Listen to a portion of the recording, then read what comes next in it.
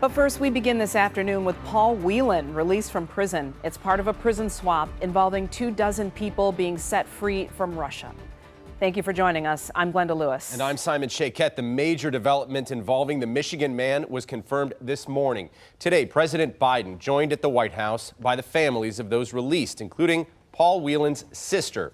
The president announcing the brutal ordeal endured by the detainees and their families is finally over.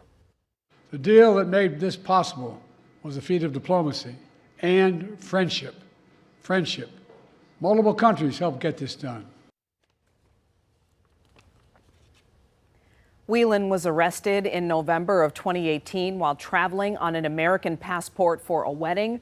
Russia accused him of spying. He was convicted of espionage in 2020 and sentenced to serve 16 years in prison. The U.S. and his family have claimed all this time that he was wrongfully detained. It's a story we've been following since the start. Today, I talked to a lawmaker who is one of many pleased to see Paul Whelan finally returning home. We had been through 2 prisoner releases before where he had not come home.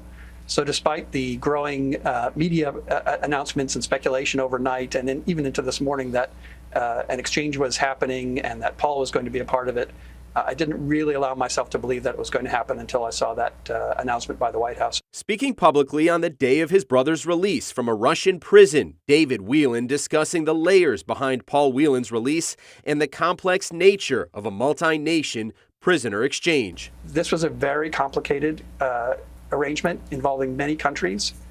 In a sense, it was like looking under the cushions in a sofa and looking in the cupboards in the corners. And I'm not sure what concessions the U.S. government will be able to make.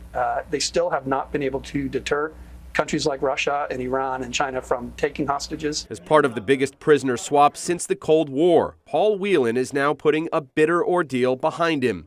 A relief to friends and family who leaned heavily on diplomacy and at times expressed despair over efforts they felt had fallen short.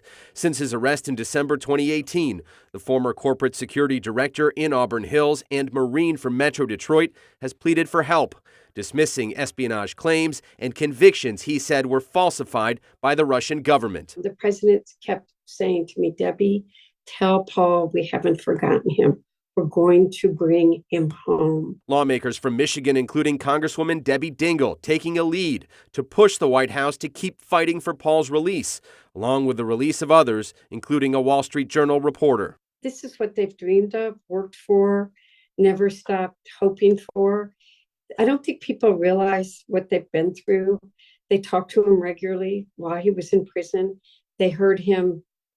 You know, when I talked to him, he thought nobody cared. Today is an absolutely joyous day. Paul Whelan is going to be finally released after being unjustly held by the Russian government. What they did to him was tragic and unacceptable, but now finally he's coming back. I know his family must be completely overjoyed as well. They have worked tirelessly.